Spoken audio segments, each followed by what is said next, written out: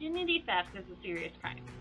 It occurs when someone uses your personal information, such as your name, your social security number, or your credit card number, without your permission to commit fraud or other crimes.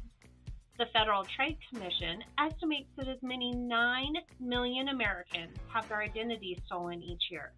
Good morning, Travis County. I'm Tamara Schubert, your Family Consumer Science Educator for NMSU and Travis County Cooperative Extension Service. Welcome to week 3 of Preventing Fraud. It's usually something that we don't want to realize is out there, or maybe think it can't happen to us, but maybe it happens to a friend or us even down the road.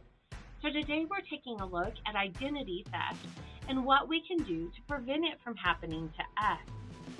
Identity theft, simply put, is when someone uses your personal or financial information without your permission.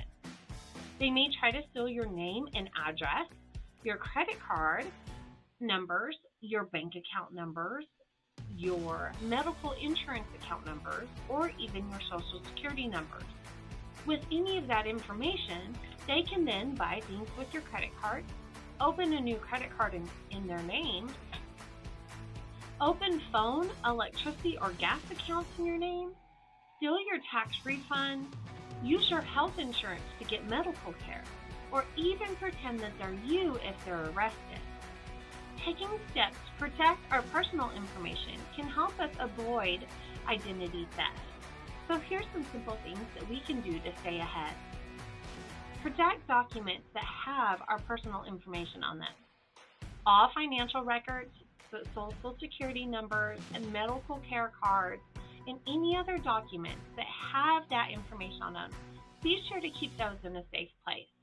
When you decide to get rid of those documents, shred them. If you don't have a home shredder, look for your local shred day. Anything is better than nothing, so if those don't work, use the black marker to mark out those account numbers. Be sure that they cannot be seen, and sometimes that takes a really good marker or multiple applications of that.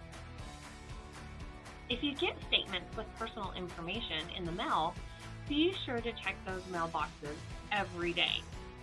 That's something I have a bad habit about, and my husband, thank goodness, he does it for me. Ask questions before giving out your social security number. Some organizations, like the IRS or your bank and employer, need your social security number for identification purposes. But organizations like that usually don't call, email, or text you asking for it.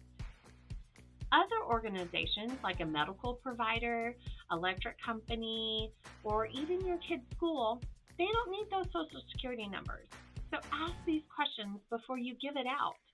Why do you need it? How will you protect it? Can you use a different identifier? And can you even use the last 4 of your social? I made some phone calls the other day, and they did ask for my social security number, and when I asked a question, they really didn't need it, and they were okay without having it. Protect your information from scammers online and on your phone. If you're logging into online accounts, use a strong password. It's very tempting to use the same password for multiple accounts because, let's face it, it's easy to remember. But it's also, at that point, easy to guess. Add multi-factor identification to accounts that offer it. So multi-factor authentication offers extra security because it requires 2 or more credentials to get into your account. And although those may seem like extra steps, for us and can be bothersome at times, it does help in preventing people from hacking into those accounts. Most of those 2-factor identifications will either ask for a biometric like a face scan or a fingerprint scan, or they'll ask for ways to email you or text you another code. It makes it harder for scammers to log in and access the passwords to your account. Don't give your personal information to someone who calls, emails, or texts you for it. It may be a scammer trying to get your information. What else can you do to protect identity theft? A, track your bills and know when they're due. If you stop getting a bill, that could be a sign that someone changed your mailing address. Review your bills. Charges for things you didn't buy can be a sign of identity theft. So it could be a new bill that you didn't accept. Check your account bank statements. We talked about this one last week. Make sure that we're logging into those account statements and verifying each day withdrawals you didn't make could be a sign of your identity theft. Get and review your credit reports. You can access free credit reports usually once a year through some major credit reporting agencies. Accounts in your name that you don't recognize could be a sign that your identity has been stolen. Many companies sell identity protection services.